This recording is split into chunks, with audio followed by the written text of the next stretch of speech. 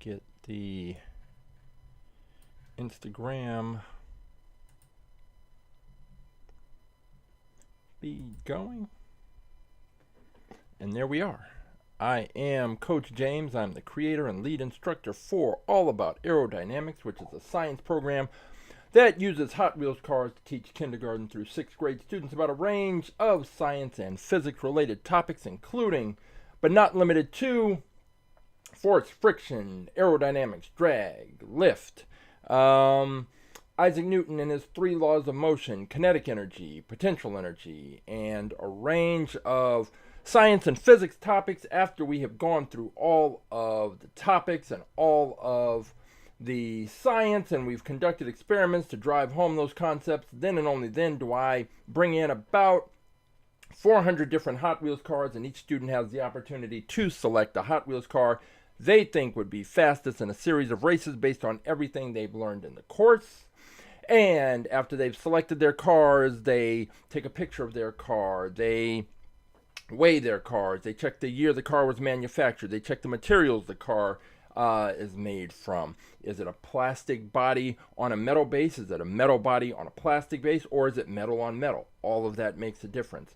They compile all the information they can observe into a spreadsheet, and then they set up a 1/64th scale quarter-mile drag strip and race the cars. We have a little tournament. They observe how their cars perform. Did their cars perform up to or below their expectations? And if they had the opportunity, would they select that car again, or would they make a different choice based on everything they've observed? In the end, we have fun with Hot Wheels cars, and we learn science. What could be better? If you would like more information about our science program, All About Aerodynamics, all you have to do is go to our website, aerodynamics.com. All of the information that you need is there to contact me, or you can follow us on Instagram at Aerodynamics, and all the information you need to contact me is in the bio, and I would love to tell you how we can bring our program to your school or your organization or your special event.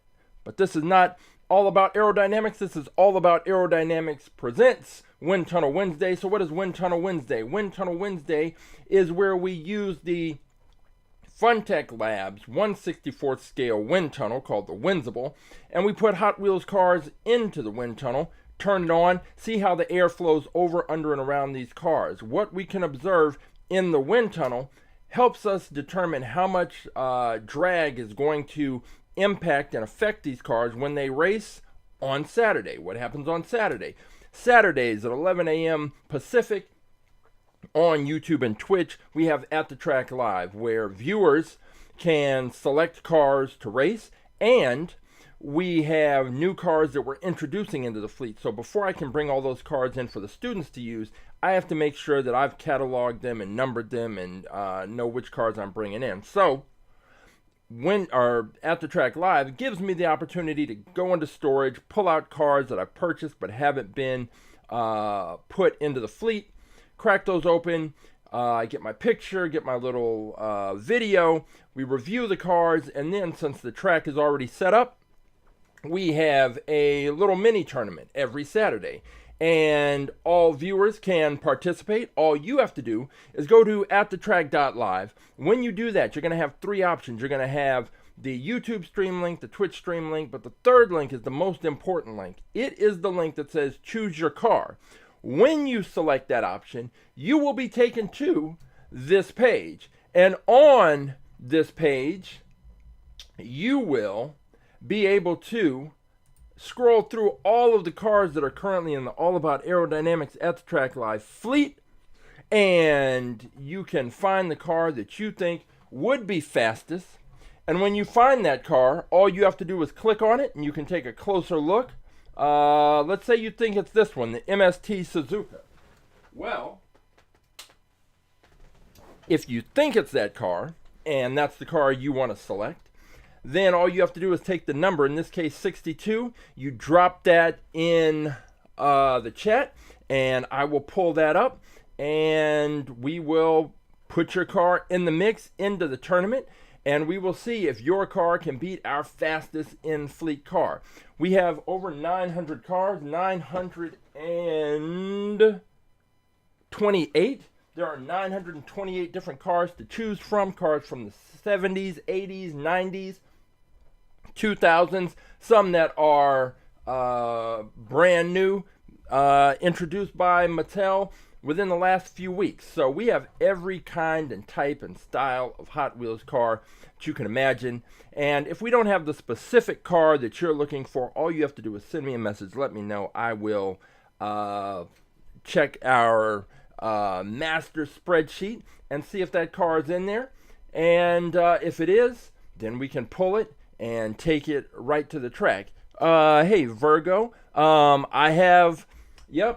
got his cars all lined up and ready, and we'll be throwing them in the wind tunnel, no problem.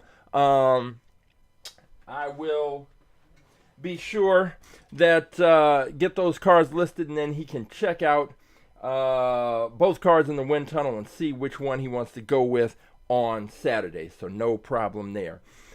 We have a car. Basically, once you pick a car to enter into the tournament, we're going to have the tournament. And at the end of the day, the car that wins the tournament gets to go up against our fastest in fleet car. And our fastest in fleet car is this one. It is the BlitzSpeeder. And if you've been watching, if you haven't been watching, let me tell you a little story. The BlitzSpeeder was our fastest in fleet car, meaning it was winning the weekly tournaments every week for about 4 months at the end of 2024. Then along came a car called the Gazella R. The Gazella R beat the BlitzSpeeder. It was an unexpected victory because the BlitzSpeeder had been so dominant to that point. So the Gazella R takes over. Gazella R is champion for the next 16 weeks. On that 17th week, we bring back the BlitzSpeeder for a rematch. We have the rematch. The BlitzSpeeder takes the race. After the BlitzSpeeder takes that race, the BlitzSpeeder goes on for the next about 6 months to just be the champion, like destroying every car that it faced, aside from one or two. It had one or two close races, but for the most part, destroyed all those other cars. Then, what happened 2 weeks ago is one of our viewers picked this car, the Dogfighter, this thing. It is a car that has raced on our track before and it's been surprisingly fast. And it's hard to explain because it goes against every rule, everything that we've observed about what makes cars fast on our track and what types of cars perform well, what types of cars don't. Breaks all those rules. It raced, it beat out the few cars that it raced in the tournament, and then it challenged the BlitzSpeeder. It absolutely blew the doors off the BlitzSpeeder. Beat it twice in a row, and the races were not close. So it was pretty much a shock. Well, then last week, we decided to have a rematch because there's a whole thing that you can see on if you go to our YouTube channel and look at last week's episode, you can see the whole explanation about why we had to have a rematch. We set up the rematch, and the BlitzSpeeder took on the Dogfighter. These two cars went head-to-head once again. And once again, the Dogfighter beat the BlitzSpeeder. So it was undisputed. The Dogfighter somehow, someway became our fastest in-fleet champion, and that's just how it was. And we were going to try and figure out why this car was so dominant, so impressive. But there was a tournament, our regular tournament, and one of our viewers, Roughshod, he picked this car, the SlideKick. So the SlideKick won the tournament, and the SlideKick was going to face the winner of the BlitzSpeeder Dogfighter. That's what happened. The Dogfighter was the winner. The Dogfighter faced the SlideKick, and the SlideKick absolutely destroyed the Dogfighter 2 races in a row. It was not close. The SlideKick suddenly became our new fastest in-fleet champion. But then what happened was the SlideKick was our champion.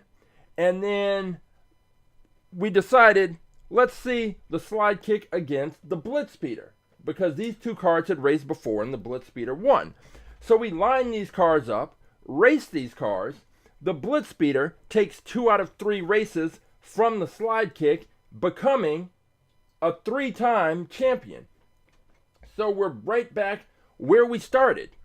The Dogfighter beat the BlitzSpeeder, the SlideKick beat the Dogfighter, and then the BlitzSpeeder came back and beat the SlideKick.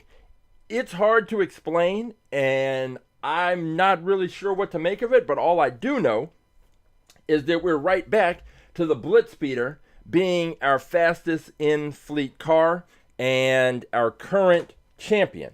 So, on Saturday, what's going to happen is we are going to have a new group of cars, and perhaps one of those cars is going to be able to beat out the BlitzSpeeder, since now we know the BlitzSpeeder is not invulnerable. It's not. It can be beaten, and we have seen it beaten.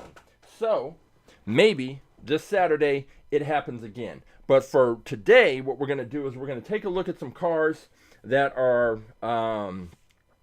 cars that other viewers are considering racing. We're going to take a look at the Dogfighter, the BlitzSpeeder, and the SlideKick. But as always, our champion is the first car to be put into the wind tunnel. So we're going to go ahead and do that. Hey, Christopher, how you doing? And we're going to put this car in there, and we are going to see exactly what happens with the BlitzSpeeder. And let me, I have little blocks that I put in under the wheels to hold the car in place. I didn't put those in, which I can, but let's just go ahead and roll this. We are at 67 miles per hour, which is our basic cruising speed. And we're going to turn this up a bit.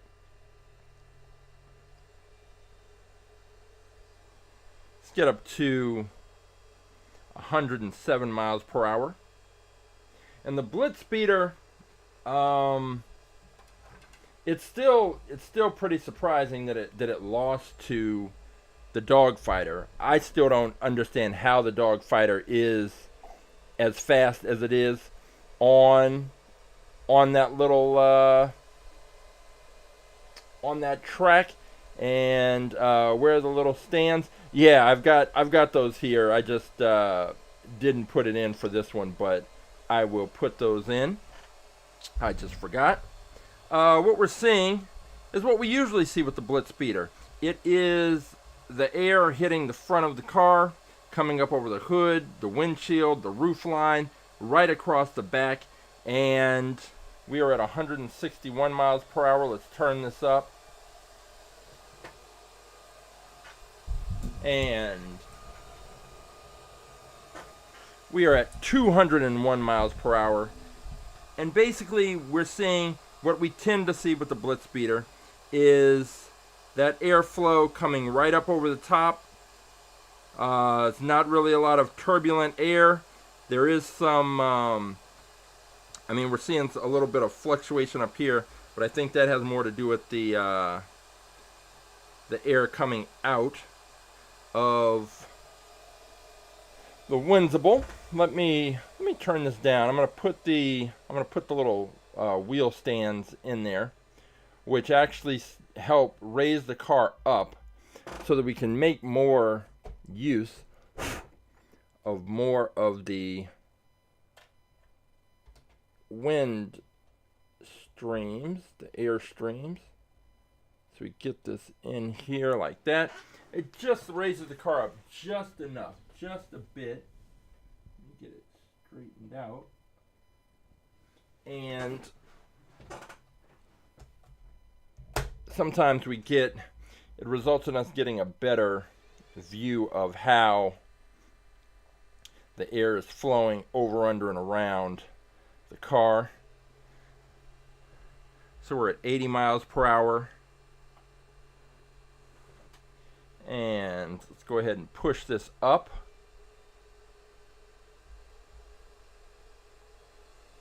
Up to 121.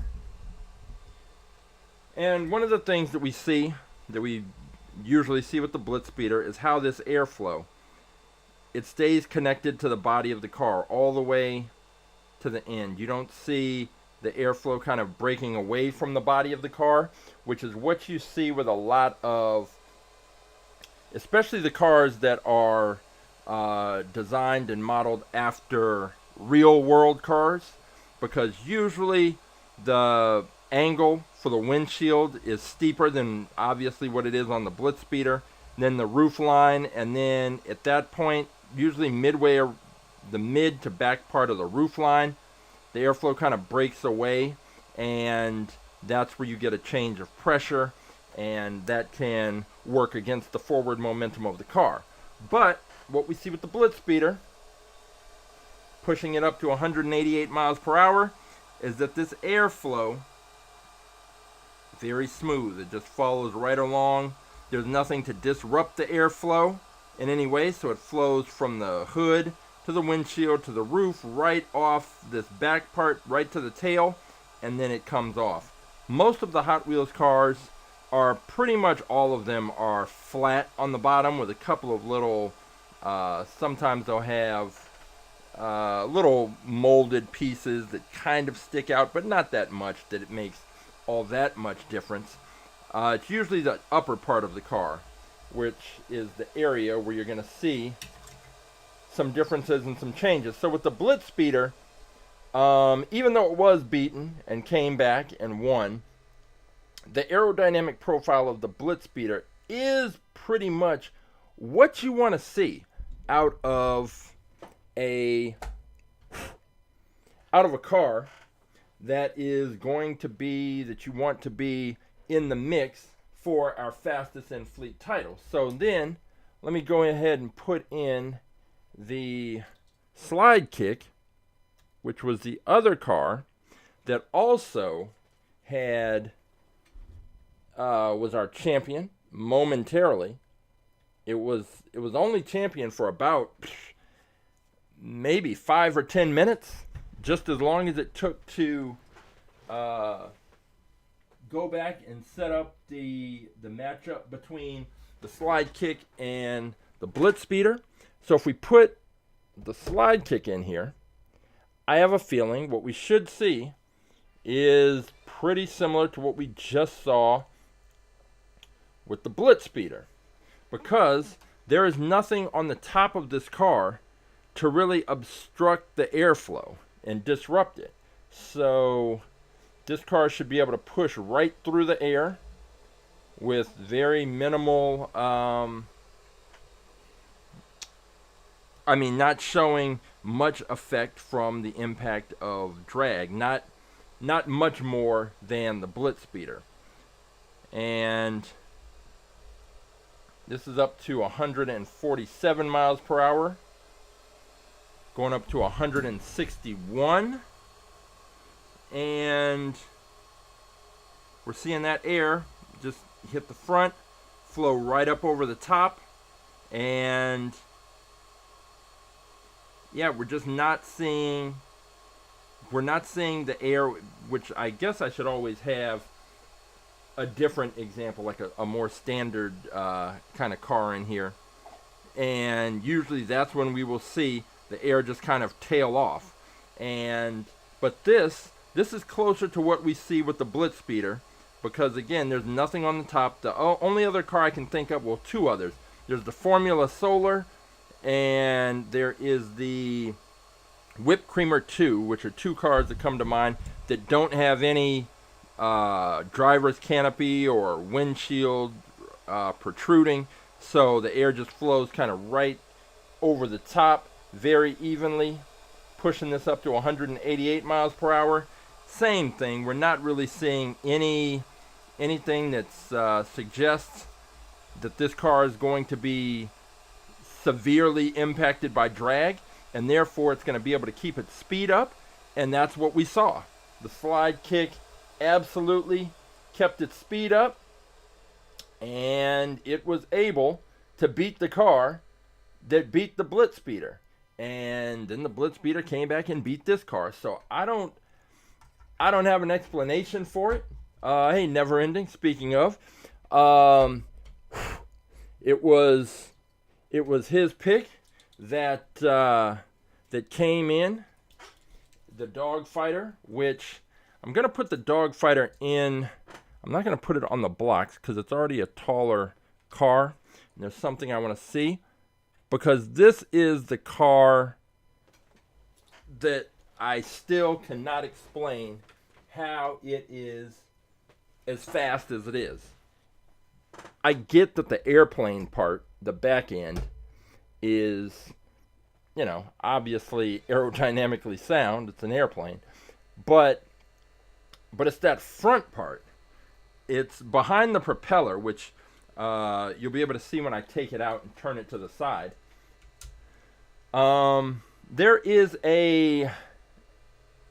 it's a little metal piece that is right behind, a little round metal piece that sits right behind the propeller.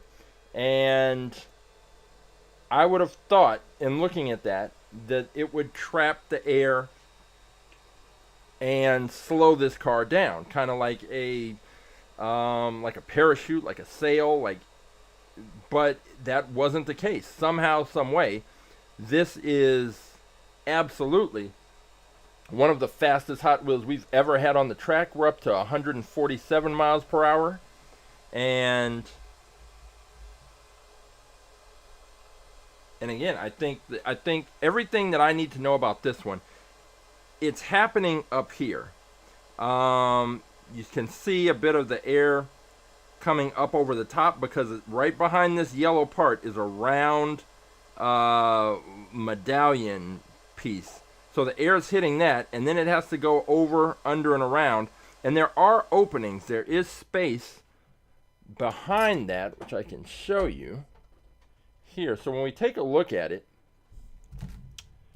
right here, it's this piece. And it has openings, so the air can go around it through those openings. But just the fact that it is sitting there like that, I would think that the air would hit that and just slow this thing down. But that's absolutely not what's happening. And maybe this this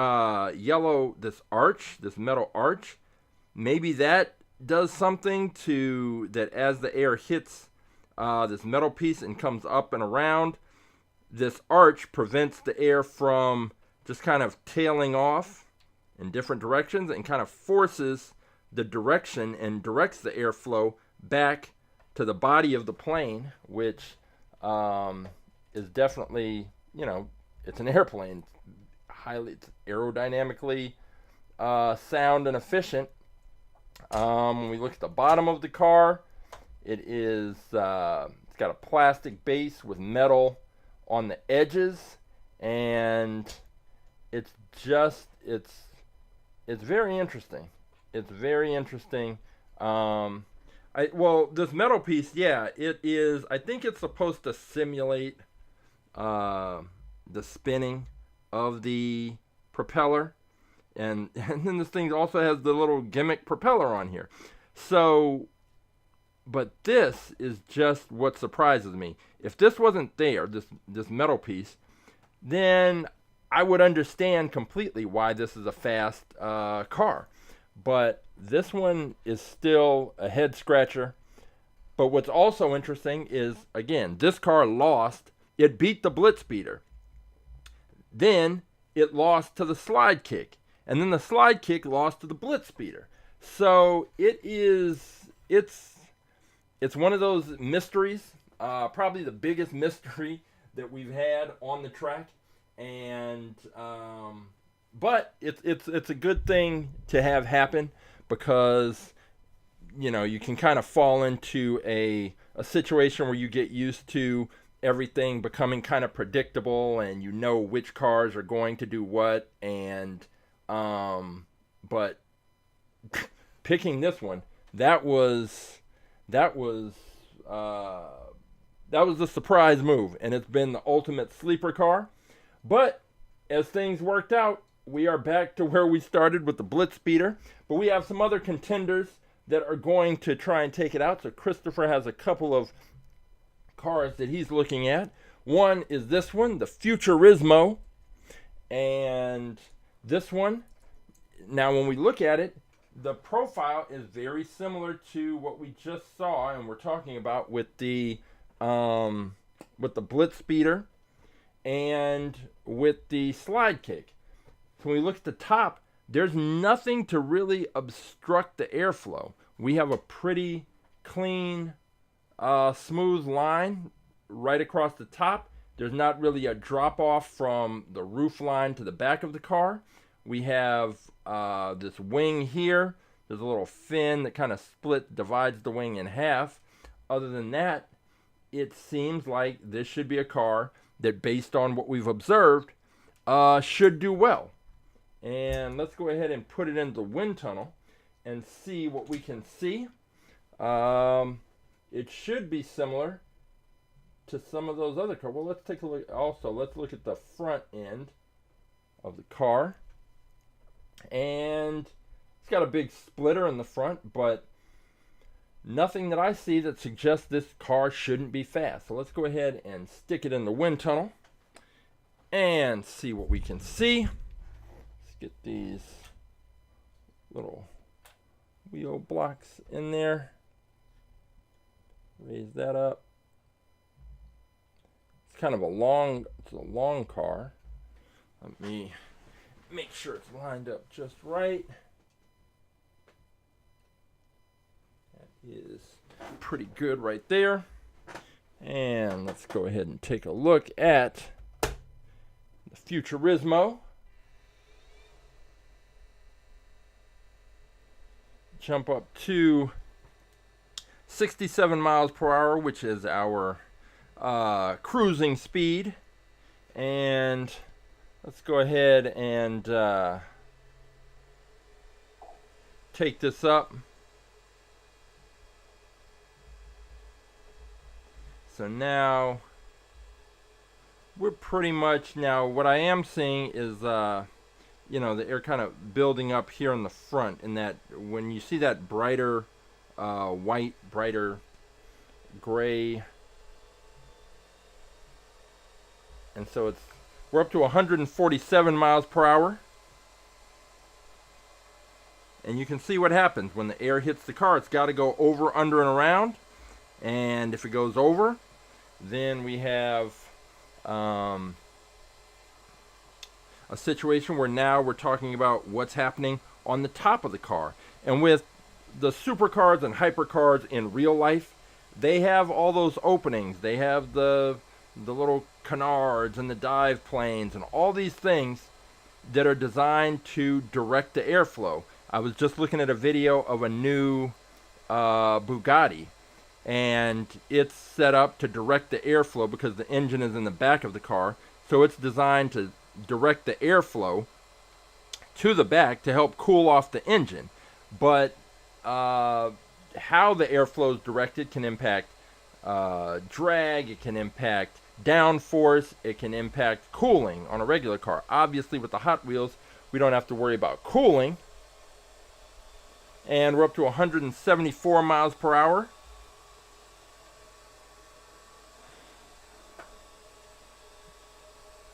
And it's pretty, I mean, this is very similar to what we saw with the BlitzSpeeder and the SlideKick. So the Futurismo, I don't see why it shouldn't do well. It depends. Now, weight could come into play. We'll weigh it on Saturday to see exactly what it weighs. But it has raced before. It did not come out on top. Now maybe it ended up going up against the BlitzSpeeder or one of the other cars that is in sort of the upper tiers. But you can see kind of right there at the front with where the splitter is, that air hitting the front and then coming up. It's coming up over the top of the car. Let's go ahead and turn this up. We're up to 201 miles per hour. Not really seeing too much different other than the air just coming up over the top, flowing right back across that body without really much to disrupt that flow. Let's see, Christopher, you want to move it to the side. So we're going to move it slightly offline and see if there's anything that we can tell or see. With the Windsible, you can see that line right there under the car. That indicates the center line where the air comes out of those vents. And so sometimes when we move the cars offline, you get a little bit of a different view, but it's typically more noticeable with cars that have some strange or unique feature on one side versus the other. So now we've moved this car. You see it's off, moved it offline. So now the air will be hitting on the driver's side specifically, and we'll see if there's any difference we notice in the airflow. We're at 67 miles per hour, up to 107, and now we can see, trying to make sure that's not a reflection, but we do see right here the airflow coming up a lot higher. And so as I turn it up, that angle, as I turned up the speed, we're at 134. That airflow, I can still kind of see it faintly right there. And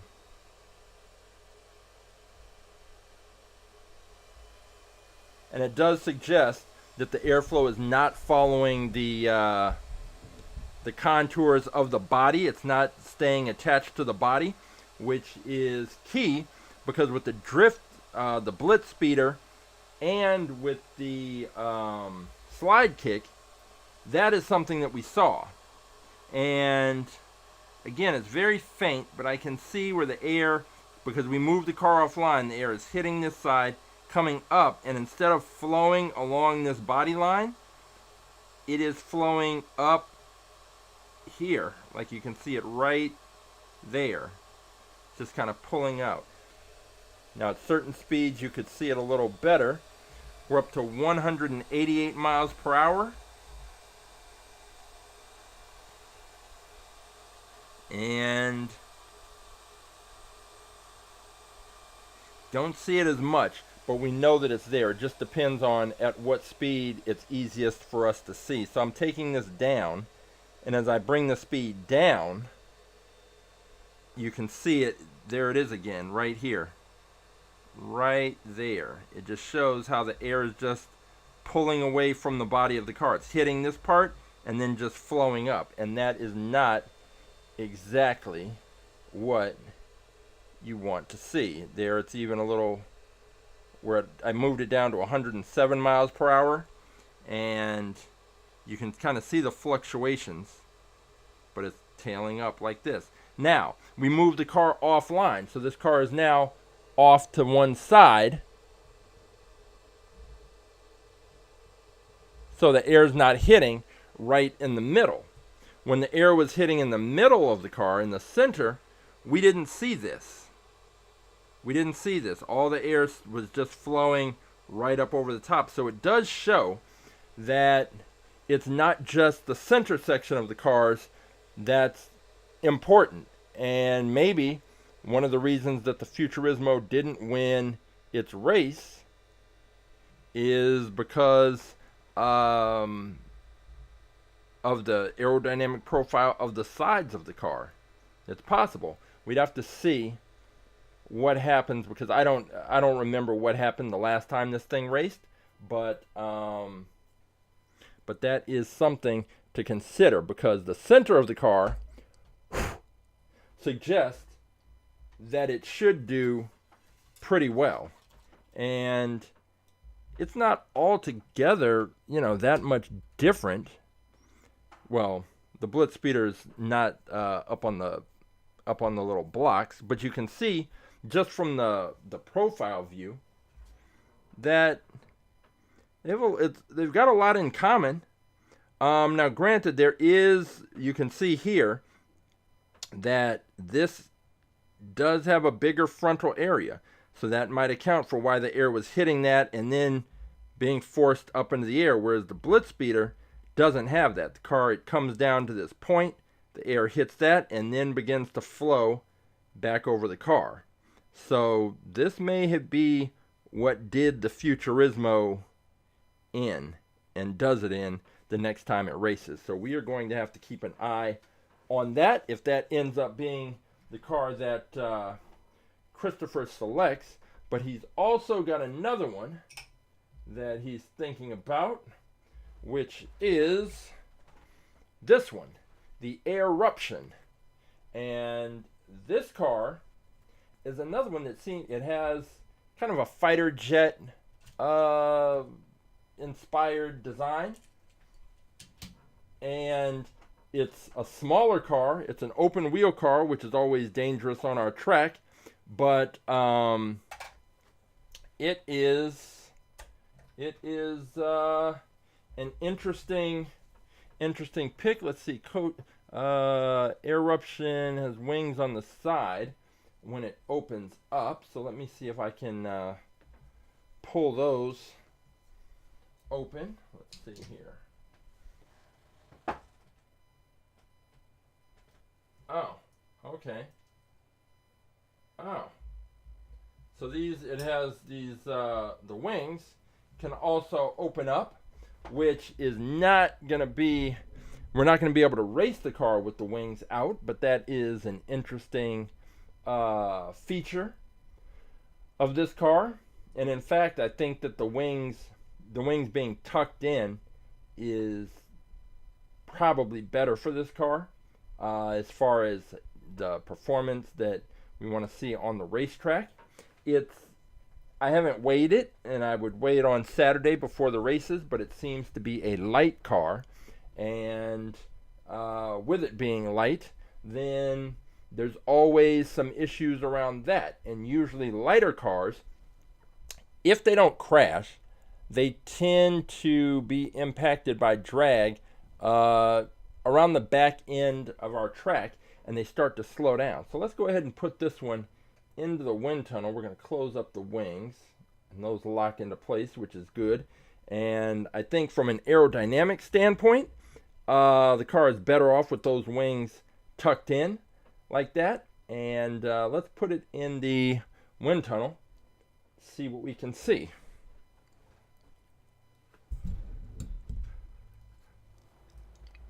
All right, we've got this here. We have these. Okay, we have the, let me slide it over, get it into position.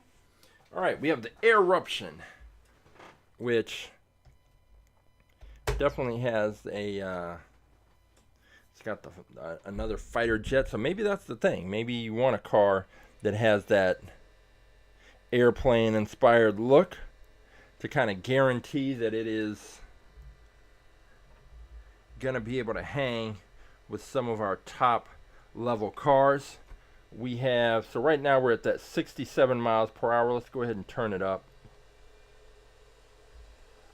to 107. We are going to push it up a little more. We're at 147 miles per hour, and seeing a lot of what we saw with the BlitzSpeeder and the SlideKick. That air is hitting the front, coming up, following the lines of the body, right up to across this cockpit here, right up to the roof line, which is pretty narrow. And then it's still flowing right across the top and between the two tail fins. Let's see. We're up to 174 miles per hour.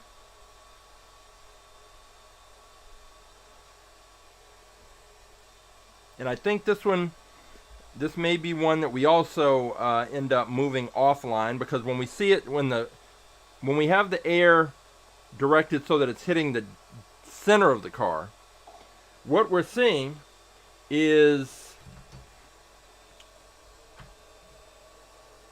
sort of the ideal situation where the air just flows very smoothly without really detaching from the body of the car, and therefore it's going to cut down on the impact of pressure drag, and it should do fairly well on the track. I don't know, let's see. So with this car, we can open up the wings, but I don't know if there's enough space to open the wings and move it all the way to the side so that we can take a look at what happens then. But first, let's go up. This is 201 miles per hour.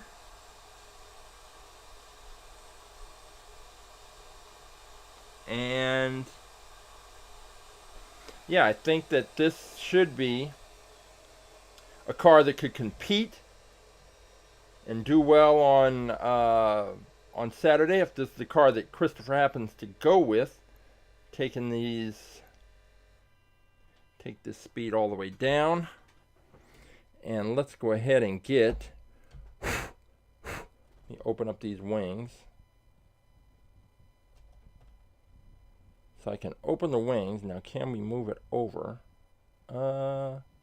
Can't really move it over. Basically, with the wings open, there isn't enough room to move this all the way over to one side, because this wing hits the back wall and they are connected. So as one wing starts to come in, the other one comes in. So I'm going to fold them in. They're not going to be fully out. They'll just be partially out. And so now what we've done is move the car offline so that you see that line there. It's going to hit the wheel, and then it's just going to catch part of the wing, kind of like right at that joint. But that is about as close as we can move the car to that side. And we'll see. I don't know that we will necessarily see anything different. I think that the air hitting that wheel is going to be more of an issue than anything involving the wing.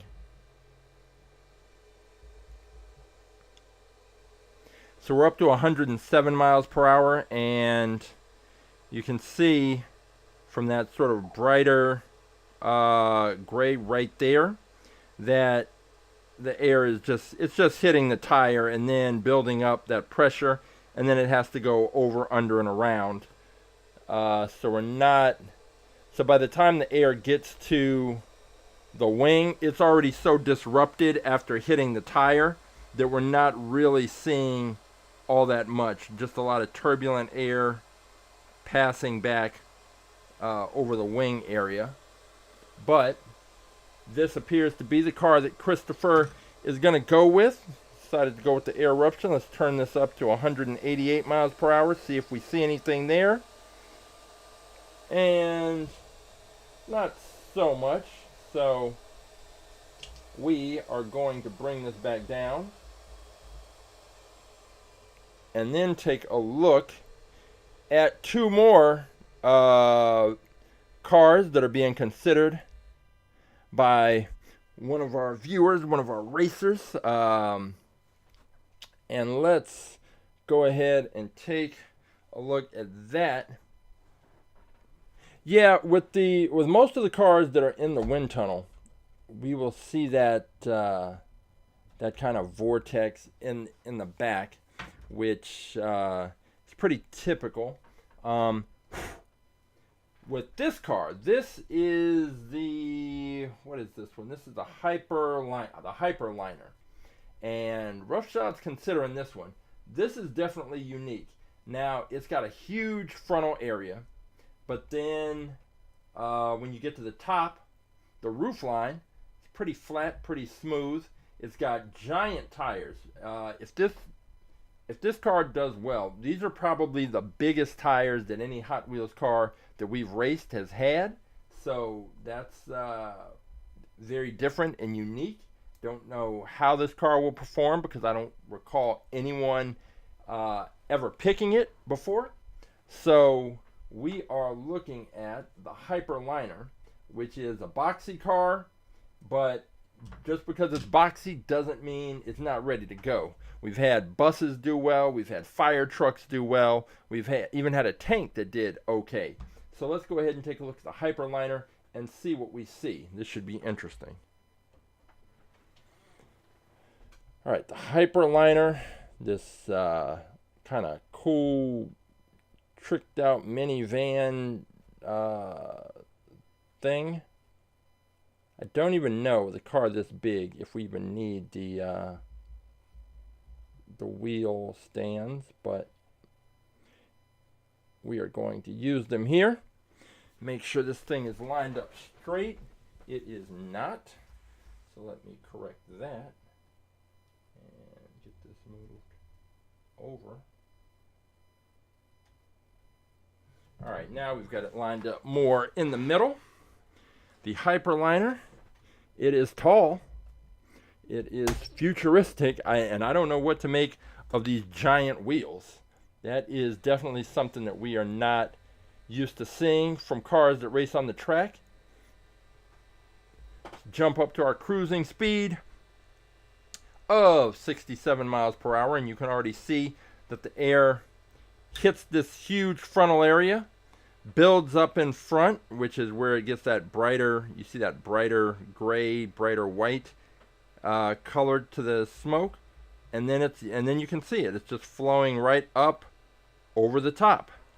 And some of the air that's going around the bottom is hitting the splitter and the bumper and coming around the side. You can kind of see that down right there, down by the front wheel, where the air is hitting in front, and then it's got to move around. And you can see even at the front of the car that all that air building up right there at the front, hitting the front, and then having to go over, under, or around. And let's go ahead and turn this up, see what we see as we get to higher speeds, because drag has a greater impact the faster an object is moving through the air.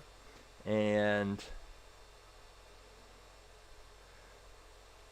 we're still seeing the same thing. It's just a little more clear. As we turn the speed up, we're at 121 miles per hour. Now 147.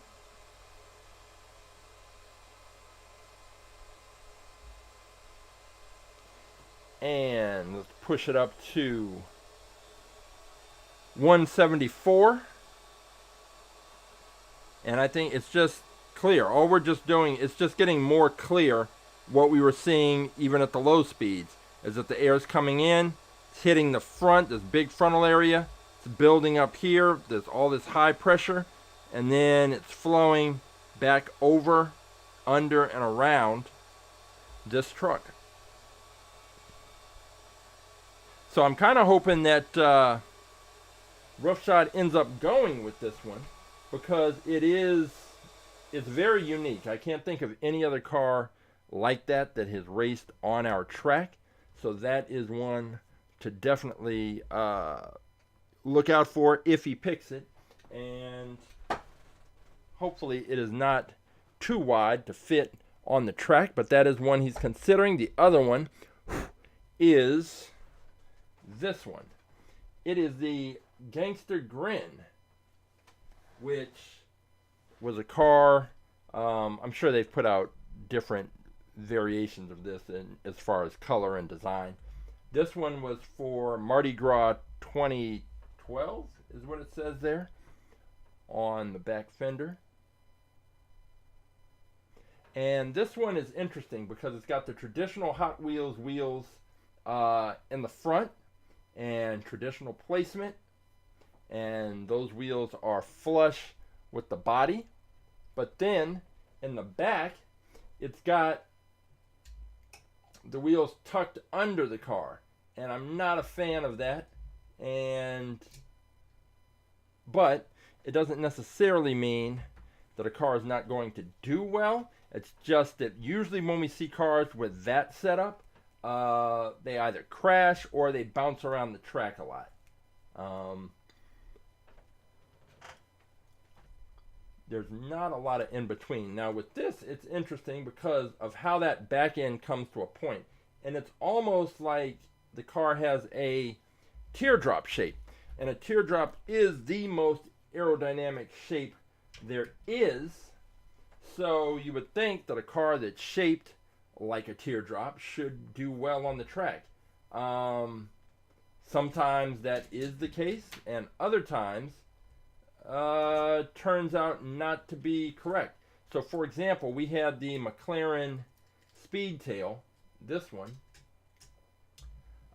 We had that race a while, it was probably over a year ago, and the whole idea that when the actual designers were working on the McLaren Speedtail, they were trying to create a teardrop shape, and they did it with the profile, but also right here with the canopy, you can see that they created that teardrop shape.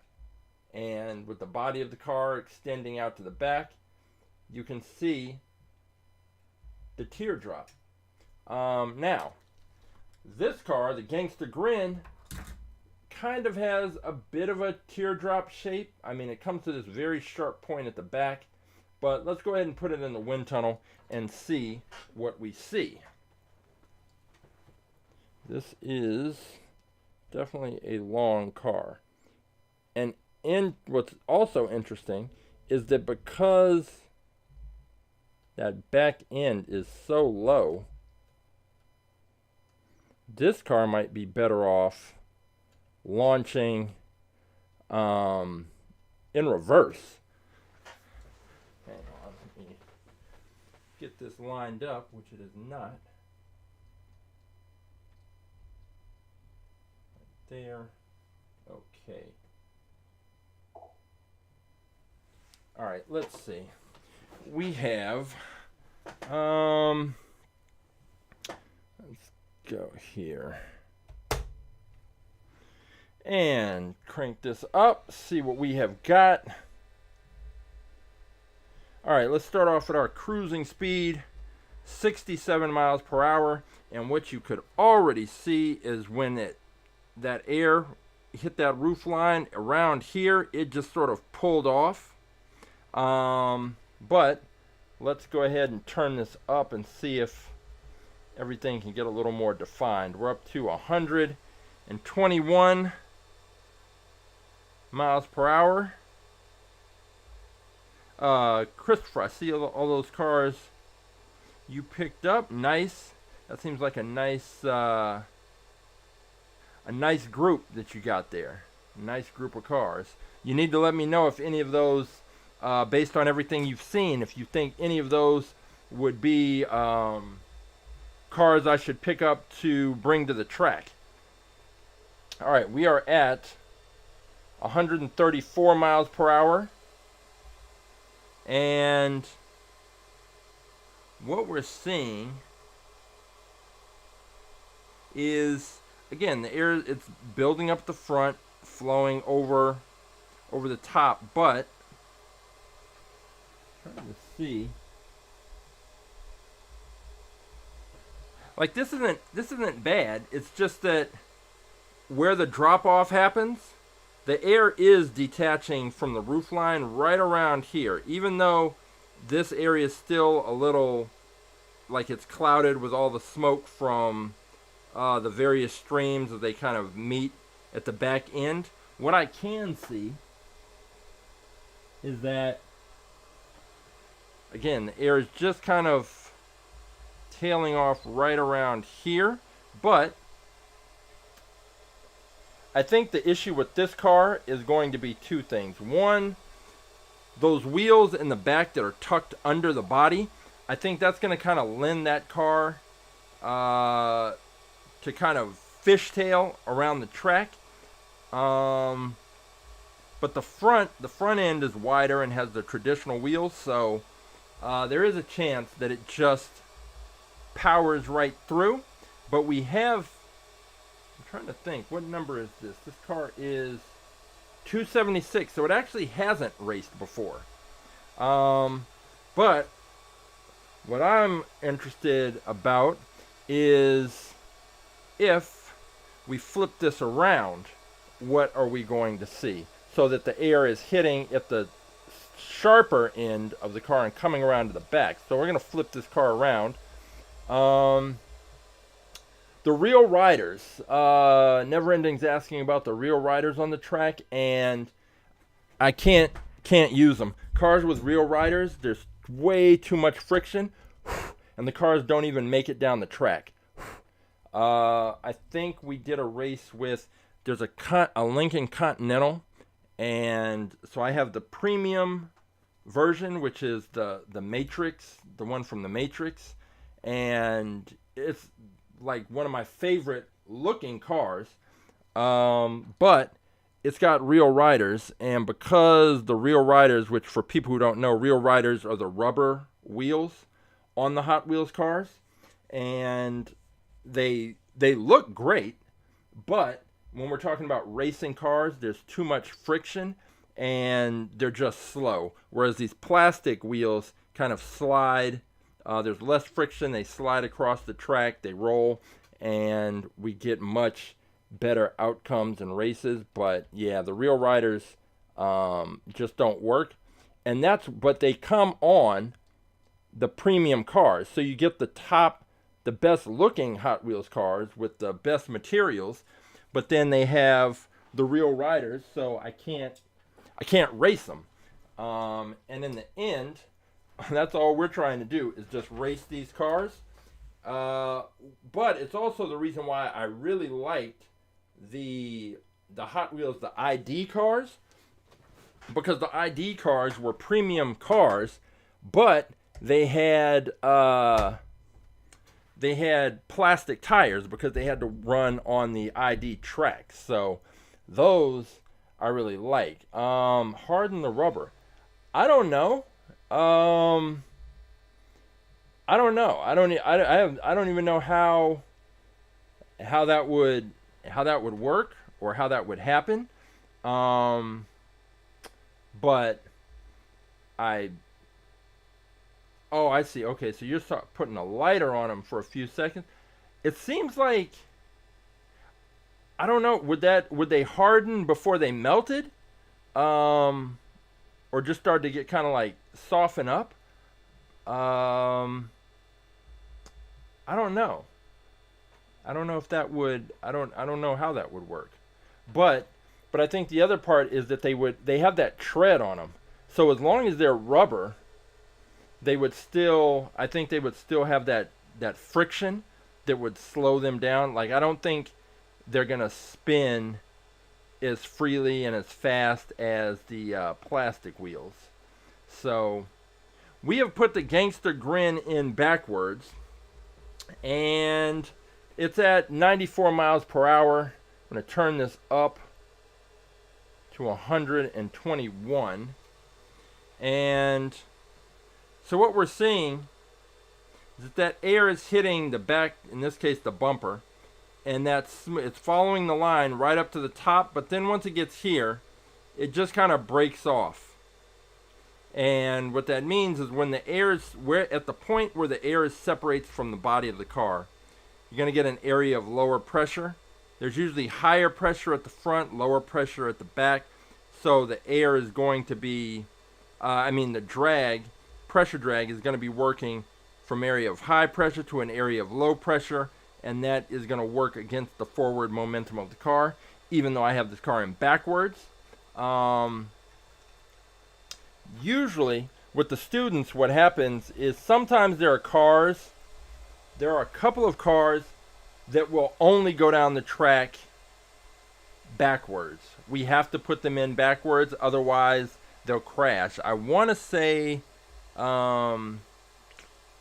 they're usually smaller cars, but sometimes we have to put them in backwards. And this is one that I think if Roughshod picks it, we'll end up sending it down forward, and that